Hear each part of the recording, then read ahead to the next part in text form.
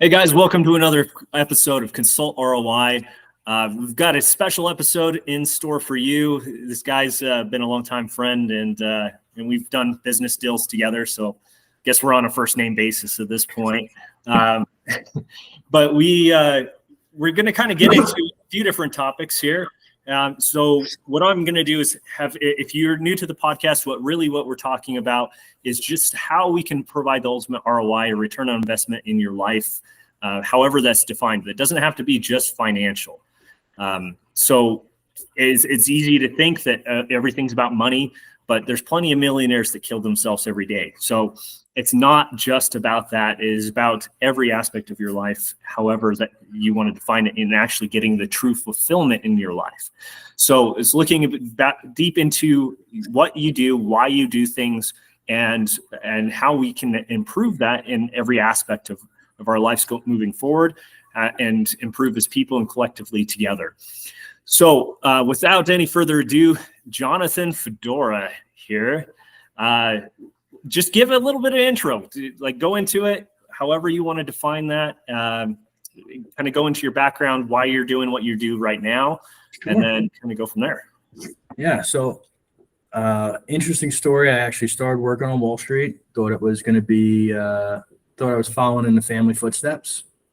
Long story short, didn't like it too much, got into lending, bounced around, consulted for a lot of the fintech companies, a lot of these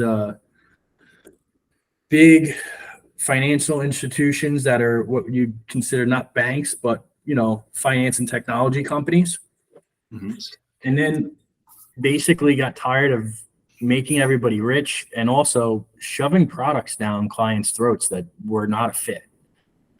Because the ugly side to it is when you work for one or two lending institutions, you only have what they can approve, right? And so what I did was I built a lending marketplace called Integrated Business Financing that supports small businesses all over the country with every type of program available, from anything from SBA loans, lines of credit, equipment financing, working capital.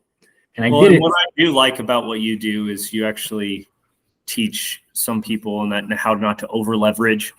Because there's so many people that are like, oh yeah, just take out ridiculous amounts of stupid debt and everything else will pan out, right? Yeah. That's unfortunately, that's what you're going to deal with when you deal with most people. Okay. And the thing is, money is a tool. And I love that this is all about ROI, because you should only borrow money for one of two things. Okay. And I mean that. And I make my entire living for the past 15 years helping people grow their business. There's only two reasons. One, you're borrowing money to grow and you know that there's a return. So you're getting a piece of equipment, you're getting an SBA loan to start a new location. You know there's a measurable return on your investment. That doesn't mean marketing people or Facebook ads. Because I will see people dump $500,000 into Facebook ads and wonder why it didn't pan out and they have full debt. I'm saying bad choices. Spoken as someone who's probably worked with a lot of agencies, as I have. That's the truth. Marketing can have an ROI, guys. You can borrow money to market, but here's the deal: only borrow money to market when you have something proven. Don't borrow money and test it on borrowed money. Test it on your own dime. When you know it works, borrow money, throw it at it. For example, one of my companies, manufacturing, we needed to fund the initial batch of orders, and we already had purchase orders and everything else in place. Yep. Like it was already done. They already had deposits on it and everything else, but we still had to pay for the tooling and everything else for that. And so we already knew that we were going to get that. And we also calculated with a certain percentage that certain people were going to make excuses. So same thing that Elon does in that he took a lot of money up front for everybody to put money down on a Tesla.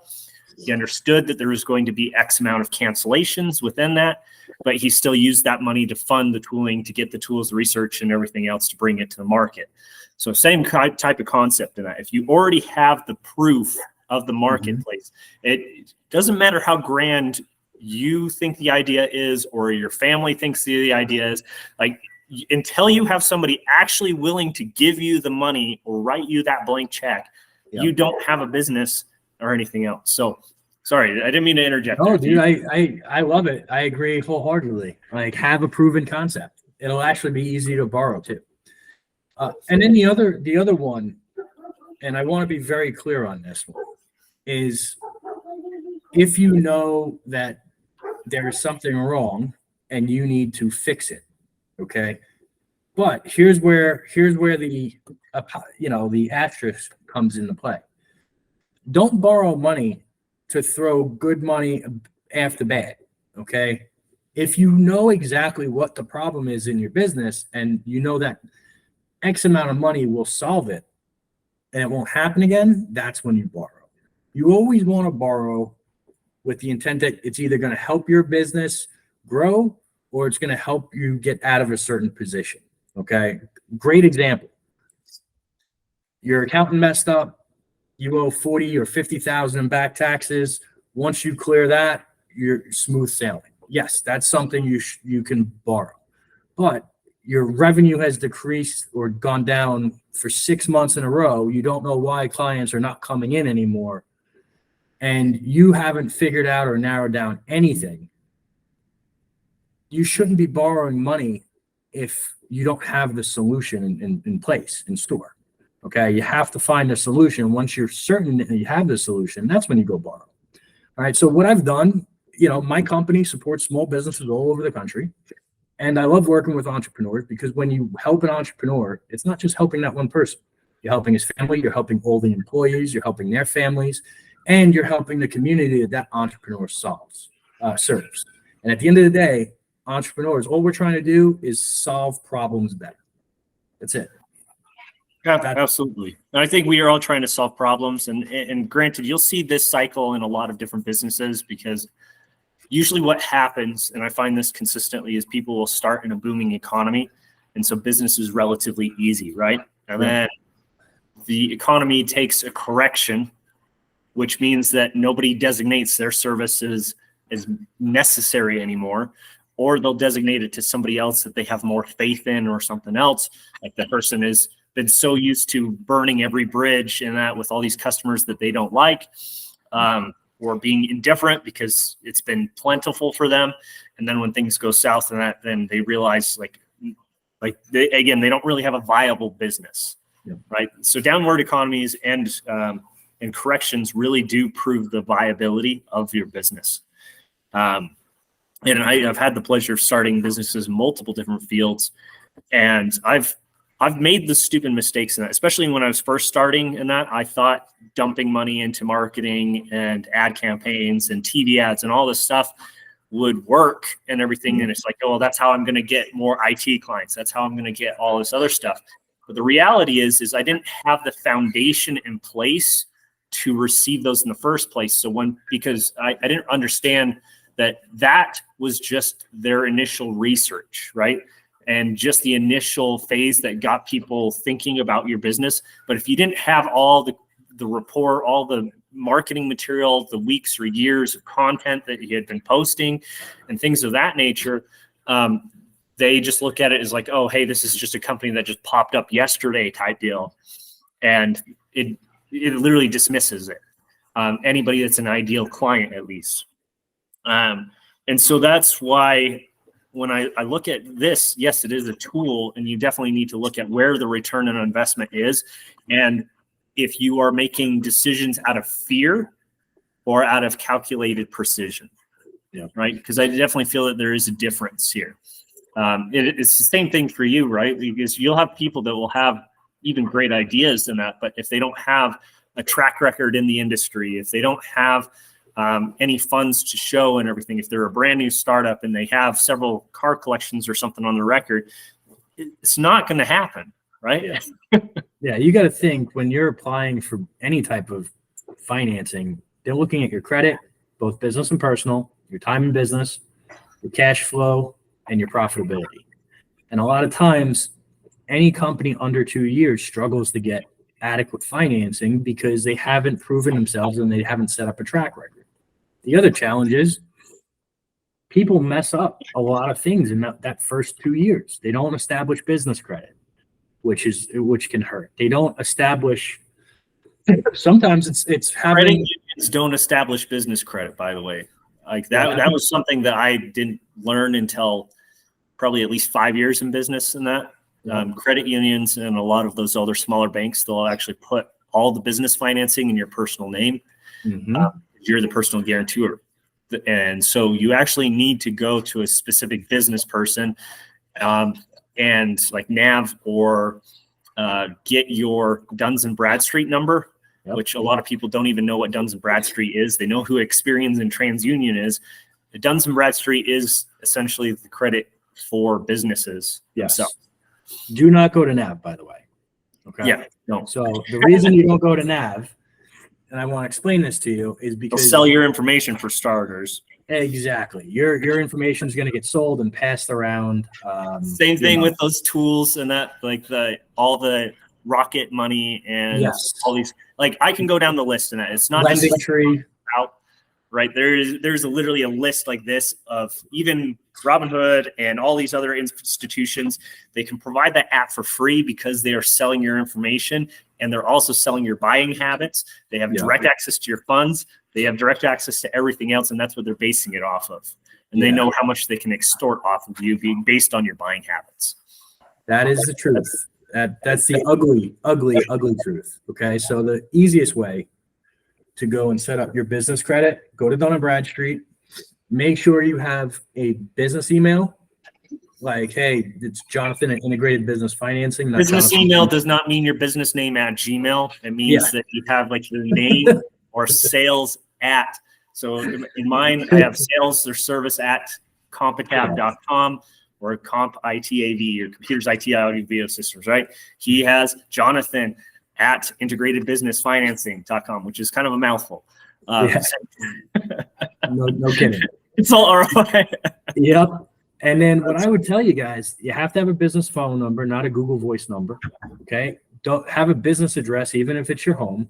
Never have a PO box, a business bank account. And then you want to take all that stuff, put it on one page business website, and then go to DNB and register for your number. You don't have to buy anything. Okay. And if you guys want some decent trade lines to open up right off the bat, that'll give you business credit, check out Uline, check out Best Buy, Staples, Home Depot, Lowe's. And when you apply, only use your DNB number or your tax ID number. And they're probably going to start you off at, let's say, $200 or $500 limit. The idea is use it to pay it off. Yeah, so just like Home Depot and Lowe's, both of those, the reason that they hand those credit lines out so much is because they're extremely high interest. Yeah. It's also why they're very invested in doing no interest for X amount of time, because they also know that because people procrastinate that into the last couple months and it's like $8,000 or something they put on for a project. And then they don't realize that they'll have like $12,000 of deferred interest. And if they even miss that payment deadline by a day, they owe all of that. So their balance literally doubles. And so this is where having discipline in all aspects of your life is vital, right? So I even got into that habit a few times in that where I'm like, hey, I really want to do this or make this splurge or whatever the case may be. So you put it on credit and you don't think about it. And that really will come back to bite you. So I always make sure like whatever I put on that, I have a calculated deadline, even if I have to put out a fire or something happens, that I have the ability to make sure that that gets taken care of. Right. Yep. And it's not always that way, right? There's sometimes that you, especially when business is going downhill or things happen or anything else, there's definitely been times in that where I will have to float payroll and other things and that I've had to figure out, stuff like that. And you have to figure out what point do you want to cut that off and realize like, hey, you need to hemorrhage or stop the bleeding and reposition yourself to make sure that you don't make a bad decision that's going to jeopardize more employees' jobs or more things in your career. And it's unfortunate that we've seen a lot of businesses go through that. And I've also seen a lot of businesses prosper. So it's how quickly you can pivot in those times and that, not just throw money at it. Yeah. Right. Like I said, like we said earlier, money is a tool. It's rarely the solution. All right. And the best thing that I think people can do, if we're talking about ROI, right, is understand how money works, especially operating a business, understand what programs are available, and understand when to use each. All right. You can never go wrong investing in yourself as long as you're willing to put in the work. And that's always, if we're talking about real ROI, that is where I've had the greatest ROI, is when I invest into myself, whether it's a book I'm reading or a coaching group or some type of program that teaches me something that I don't know that is useful to my business. And the reality is, most of what running a business is never taught to you in school, and it's intentional. All right. The ins and outs, the ugly stuff that Cameron and I are talking about, I don't think he learned it in a textbook. I think he learned it in the trenches. All the shit that I've learned has been in the trenches, and it's usually because I stepped on a land. I got kicked in the nether regions so many times and that I lost feeling. Yeah. I didn't have business people in my life. I didn't have those examples and everything. Everybody, in fact, in my life that I had thought that anybody that was a business owner was a foolish idiot that needed to get a real job. Right. Yeah. And that was the reality. Like even my father to this day and everything, he has such a hard time in that accepting me doing my own business or anything else, even though he sees all this. And he's like, I could never deal with that. I could never. And he's very much the 9-to-5 guy. Yep. Which there's nothing wrong with that.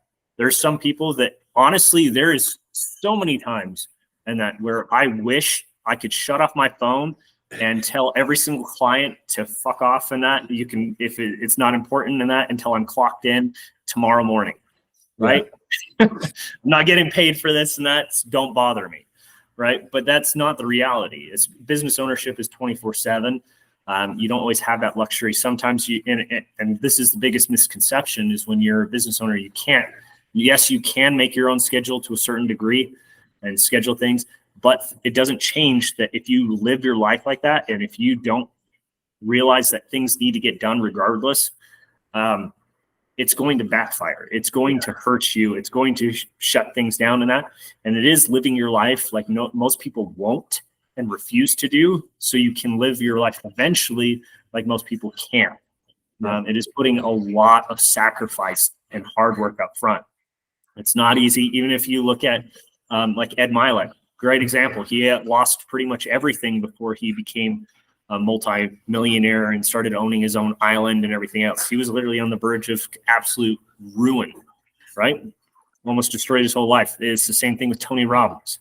Same thing with a lot of big people, and that is the perseverance to pivot and figure out the solution when they keep getting kicked in their nuts. Whereas most people are like, they get kicked in the nuts like 20 times, and they're like, I don't like this. This sucks. And they'll stop doing it because they don't enjoy that pain. And it's not saying that we enjoy that pain. It's just we're able to push through it. Yeah. Well, I don't think we've actually pushed through it, dude. I got to be honest with you. I think it takes a certain type. Being an entrepreneur is not for everybody. It's actually for very few, if we're being honest. Most days it feels like you're losing and getting your ass kicked. It almost feels like, where's the next problem or challenge going to come from? And I think that we're just too stubborn or too determined to throw in the towel, right? Like, I'm numb to it. You kind of get used to these massive swings. And that's what being an operator is. It's day in, day out. You just have to get used to it. You get over it, or you build up such a tolerance for it that it doesn't. That is the tolerance of, like, granted, I'm not saying that we just deal with it and we're able to push through and be happy, hunky-dory over it, right? Yeah. It's the same thing. Like, it is a pride thing. It's the same thing with UFC or something. If you gave up after the first guy landed a punch and everything, the fights would never last very long, right? Yeah. But the fact is you push yourself to see how well you can put in, and you're putting yourself in the trenches with other people that do want to hurt you or take your lunch, if you will. And you're putting the testament to prove your own self-worth at that point, right? Yeah. You are going to bat for your own reputation, and it is often a pride thing. It's also, I also think that this is not sexist or anything, but I feel like that's why a lot of mainly business people are men, and that because it is very much that mentality of they always have to prove themselves to everyone, and they're always willing to have that fight instead of flight, right? Yeah. So because when they get punched in the face, most men and everything, well, not nowadays. Nowadays, It's a little bit different. But back in the 90s or even before, and that, like, you throw a punch, like the other person throws a punch back, and you brawl it out, and then you're best friends after usually, and that, or you just hate them, and every single time you get pissed off, then you know that person is somebody that you can start beef with, and you can punch each other's dead lights out and move on with your life, right? Yeah, but nowadays, respect. Too happy, right? It's a way to channel the unbridled aggression. Yeah. And that might sound like crazy to some people, but that's the reality. Yeah. And there's good and bad side of it. And you have to understand where the good and bad of it is, because that stubbornness to persevere no matter how bad things get also will lock you into very toxic relationships and things that you shouldn't be in the first place. Yeah. And so you kind of have to find or establish where that line is. And once it's crossed, to have the boundaries and the self-discipline to be like, okay, that's it. Yeah. Yep. And you guys have a big thing is having a hyper focus on what the goal is at all times, right? When you're an entrepreneur, it's very easy to get distracted, get sidetracked. There's a million things you want to do. Having laser focus. What? You're trying to call me out here. I'm just saying part of it, like if you're operating a business and you have goals and you need to hit those goals, you need to be laser focused on that and that alone. Absolutely. And that is, I think, a major strength of entrepreneurs is being able to focus on this task and then figure out what are the next two steps, and a lot of that, again, I think the reason, if we're talking about ROI, the reason we've been able to build what we've built, and I feel like I'm just getting started. I haven't even started yet, to be honest. The reason we're able to build what we have built. You'll know I start getting started when I make Elon Musk and that look like a peasant. That's when I'll start getting started in that, but it might take a while. It might take a little bit. But I'm just telling you guys, that's being able to look ahead and learn from your mistakes and have that education, that background is huge. One of the biggest mistakes that I see today when clients are coming in is they don't know where they stand, they're not prepared, and they don't really have an action plan besides step one. And what I mean by step one for them is get the money to do the thing, okay? Whether that's a piece of equipment, marketing, adding to your team. But a lot of people don't understand what's step two, what's step three, where do you go from there? How do you build your business? How do you actually consistently and predictably bring clients to you? Exactly. The thing is, so what he's talking about, guys, if you haven't listened to the rest of our podcast, is about mind mapping and making sure you have an executable plan and everything. Because at least if you know or have a destination set into your GPS, even as detours come up, as construction or anything else happens, the GPS will at least give you alternative routes and other solutions that happens. Whereas most people that are just following a roadmap, they still have to sit there, figure it out, and they're not still sure, or they don't even have the destination in the map in the first place. They're just like, oh, let's fly it by ear, and wonder why they don't get anywhere. And they're like, oh, this sucks, and everybody's out to get me. And it's just, they blame all these outside factors that has nothing to do with it. But if you know where you need to get to, you can figure out how to get there regardless. Even if you have to walk through the wilderness, you at least have directions or at least a ballpark. Like, hey, I don't know where I want to go. I just know I need to get into Virginia. I know at least the general direction. I can figure out the rest on the way. Yep. That's the truth. But you need to at least hone in your vision to at least that. And I always tell people to get very specific, and that is as specific as possible. Because then you will also understand what things will contradict each other. Like, for example, me building the giant empire, I understand will come at the cost of having, it will usually mean less quality, quote unquote, family time, less quality other things that are going to be a focus. But at the end of the day, if that's my priority, then I already understand that that's the sacrifice that I'm willing to make. Yep. But if you just want to be comfortable living or anything else, you can do that. It just means that you are not going to be able to, while the other person is working 27 hours or something straight, you might have only worked 8 straight, right? And then you have your family time, and then you have your quality kids time, and then you have the quality spousal time, and blah, blah, blah. And the list goes on and on. Every single, like, the time is the one thing that you don't have as a limitless asset. Yeah. And that's why I think that the highest ROI is time. And so you either have more time than money or money than time. And if you have neither, then you don't have a business. Yep. And here's the challenge, right?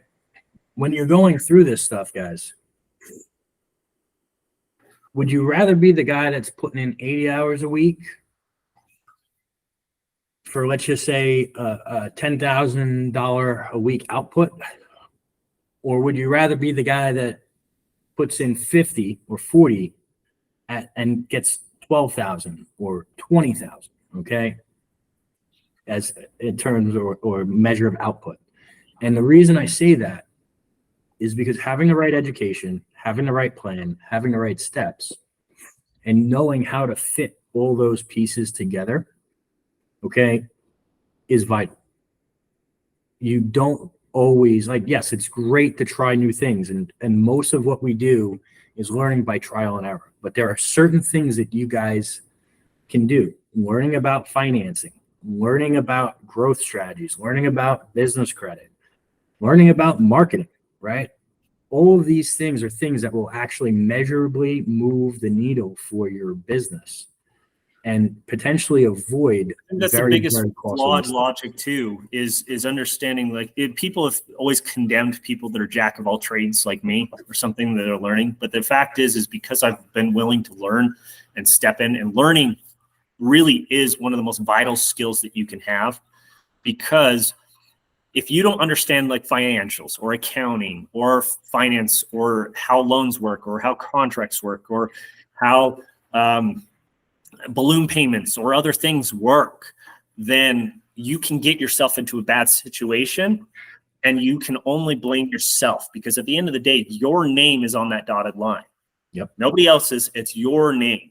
So you need to be aware of how that works and how it's going to affect you, and have it at least understanding. It doesn't mean you need to be expert in the field. There's a reason I'm still working with Jonathan, right? I understand that he's going to have better connections in this field. He's going to have a better understanding. He's in that field nonstop, so he's going to have better understanding of certain new tax laws that have come out that I might not be aware of, because that is his day-to-day, right? And so that is why I will consult with other experts that I can trust to gain that knowledge and everything else, and fill in the gaps or your gaps of knowledge in your own life. It doesn't excuse, though, pure ignorance in yourself and your own abilities. You need to be able to put in the effort and the time to learn some of the skills and at least have a basic understanding. Again, it's just like with math. You might need to do basic algebra, be able to at least plus and minus and do other things to cross-check some basic math. You don't need to know 2-column proofs and all this other nonsense. Yeah, and here's what I would tell you when it comes to being a jack of all trades, master of none. Most likely, okay, as you're learning about finances, you're not going to be the CFO when your company gets that size. Most likely, when you're learning about marketing, you're not going to be the CMO when your company gets that size, okay? But without basic understandings of how it works, okay, what levers and dials you can pull and twist and how to do it, it's very hard for you to, one, choose the right financing program, or two, choose the employee that you want to bring in to be that CFO, or choose the Or how to employee that identify you want. who's full of shit and doesn't know what they're talking about. Correct. Like, I'll tell you this, I know marketing. I read a ton of marketing books, a ton of sales books, right? But at the end of the day, I'm not running my marketing. I brought on and had somebody trained professionally by someone that I think is the best in the business. And it took 9 months to get him up to speed, but he's up to speed now and it's working. So sometimes you have to have a base level of knowledge.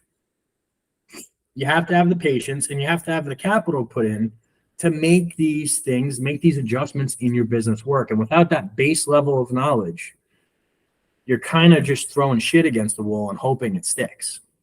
Right. And the reason I mention this is anyone that's listening, if you guys ever want to learn more or have a much better idea and picture for growth strategies, for any type of financing program, how to decide when and where to take financing, how to build your business credit, how to actually work on a personal financial statement, I have a program called Capital Tools. Go into Capital Tools. There's a ton of bonuses, like a one-on-one strategy session with me. You get access to a private group. And here's the deal. I actually put that together because I was so sick and tired of seeing entrepreneurs make fatal or near fatal mistakes and only coming to me when they were in dire straits. Okay. I made it with the intent. Yeah. And they start making decisions at that point out of desperateness and fear, as opposed to, again, that logic, which is what we talked about in the beginning. And that's actually why I need to talk to you about getting into one of our masterminds as well. So I think that can provide some other tools, and I may have like a good knowledge and everything else about all of it, but I understand that's the other thing too, is being a business owner is understanding or being self-aware to know that just because you have the skills doesn't mean that you are the best suited for that job. Right. Amen. And like communication is probably one of my harder skills. And I also know even if somebody has the same, or if not less, there's a reason that a lot of the experts, quote unquote, in the fields and that, whether it's marketing or business or anything else, they're not the smartest cookies in the shed. They really aren't, but they're the best at articulating and simplifying it to where a 2-year-old can understand. Yep. That's the truth. All those people and that, all they do, those people are really good at articulating the vision, and they're really good at listening to the people that everybody else tones out. Yeah. That's because if you ever talk to a tax attorney or an accountant or IRS audit agent or anything else, most boring damn conversation you will ever have. You will go out of your mind and everything. And it is really hard to pay attention and stick through that whole conversation without like drooling on yourself or it's a different language. Yes. But if you are willing to do that and you get really good at it, and you also get good at it's like, okay, they gave me all this information. How can I summarize this to where a 2-year-old can understand and convey it to everybody else to where they get it? Yep. Right. And that's the people that, again, makes those really good, engaging talks. And that's one of the other skills that even I've had to put in a lot of work, and I'm far from perfect in it. But this is part of that training, is doing this podcast, is getting better at articulating a simplified message and being able to educate other people. It's helping me do this. It's also helping me be able to train my employees better. Have you ever considered Toastmasters? Because I have. Seriously. I've looked into them and everything. I think that's a great resource and tool. So if anybody doesn't know, Toastmasters is like it is a speaking type arrangement, and it's kind of like BNI, but specifically for more public speaking. Yeah. All it is public speaking. And that's what most people hate the most. I mean, it's a little different. I don't think podcasting is, or having a show, or even YouTube is public speaking, because let's face it, at the end of the day, it's me and you hanging out, sitting on camera, right? Same thing when you make a YouTube video. Right. But if you've ever spoken from the stage, and I have a lot, it is a completely different animal. You go up there, your palms are sweaty, and man, it's either sink or swim, and you better know your stuff inside and out, because when you're up there, everything is magnified. It feels like times 100. And it is a great skill, even if you have a team. Okay. See, this is where, so the podcast for me is how quickly can I articulate a conveyed message? Do I start rambling or anything else? Because I will listen to these, and I sometimes, just to be straight, like frank and transparent with a lot of you guys, I'll listen to myself and sometimes get annoyed with myself and filler words that I use or other sentences or how much I ramble or, oh, hey, I let that little shiny thing go take me down a huge rabbit hole. Yeah. How can I stop that? How can I identify when that happens? Because that is how I then can articulate better, especially when I public speak. Public speaking, and it's usually a lot easier because I have a very set deadline. It's like, okay, here's the information we need to get out, blah, blah, blah. We're just going to cover it real fast. And so I've had to do that same thing with this even. It's like, hey, how can I simplify or make sure that we can get it closed by this time? And sometimes it doesn't always work out. Sometimes I think that a message is important enough that we need to, like, enough people need to hear to do that. And again, understanding financials is of vital importance because that really is the lifeblood of your business. It's helping you understand where your business is at any point in every time. Like understanding your P&L statements, and that's vital.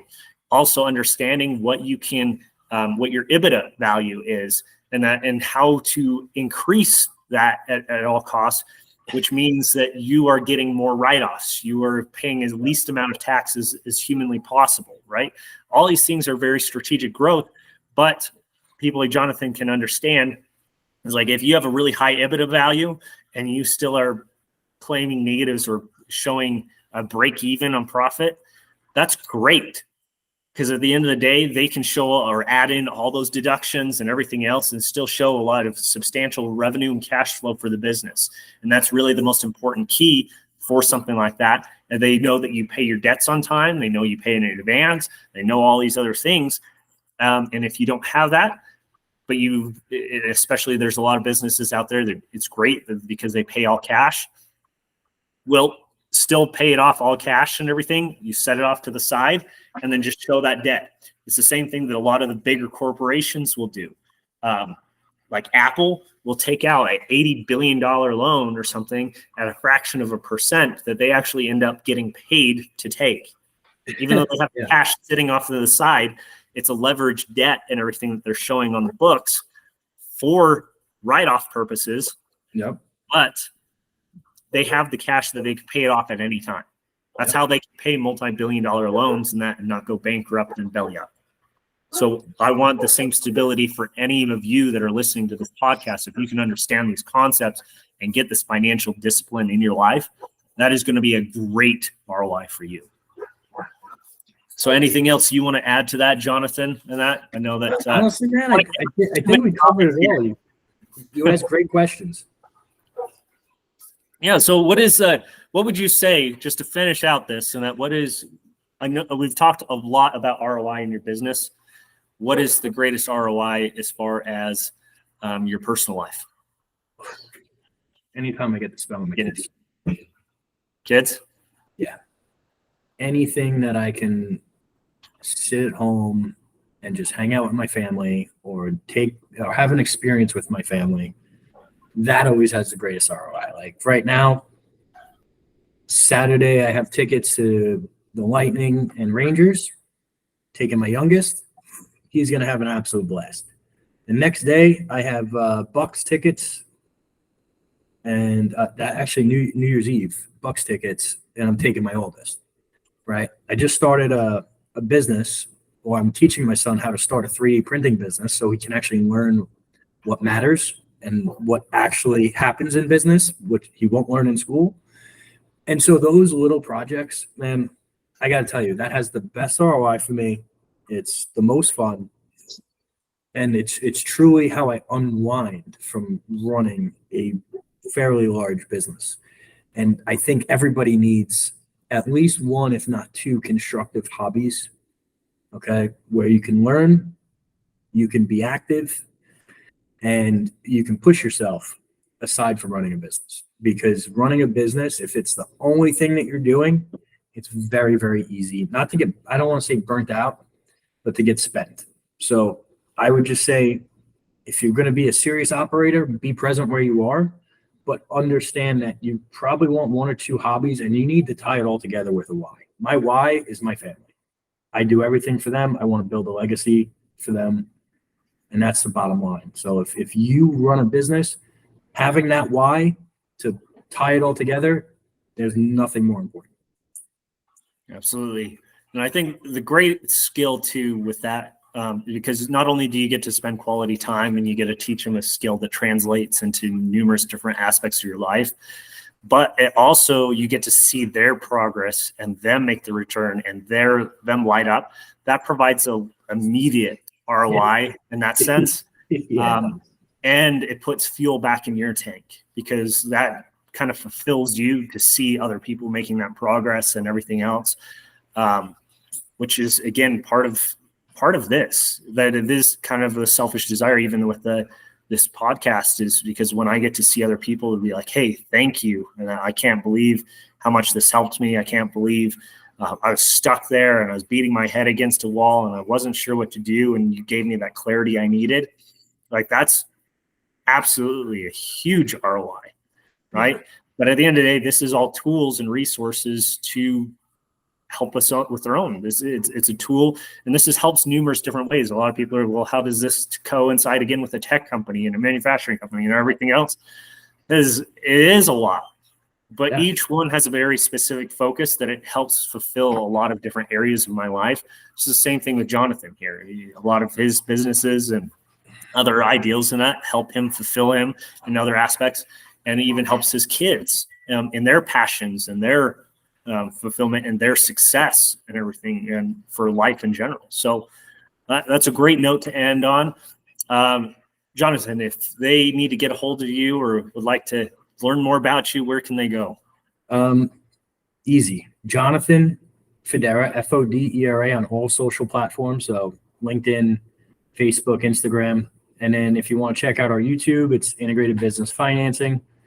And the website's Integrated Business Financing. So check that out and take a look at Capital Tools, guys. It will change the game for you guys in 24. I promise you.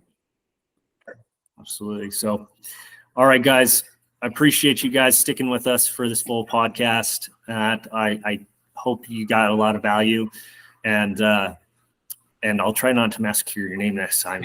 For some reason, I noticed that I said that at first. Don't worry about it. Everybody goes with that. Everybody. It's default. Yeah, I started thinking the hat for whatever reason and massacred it. But again, be sure to check Jonathan out. He's a great guy, and I've helped him, worked with him numerous projects, even in our own company, as well as I've had him help out a number of our clients for both everything from equipment financing to business financing, tools, resources. So he is a resource and tool that I can personally vouch for. Thank you. I know that even if it's not right now and the greatest opportunity, again, at least hopefully this is the stepping stone and at least the fulcrum point for you to get things where they need to be, so that me or you guys or me or Jonathan here can eventually help you and really take you guys to the next level. And that's really what we want to see you guys all do, is prosper in your own right, in your own vision, and own destination and ideal life, and that whatever that looks like for you. So be sure to like, comment, share anybody that you do feel like would get value out of this, and we will catch you guys on the next podcast. Take care.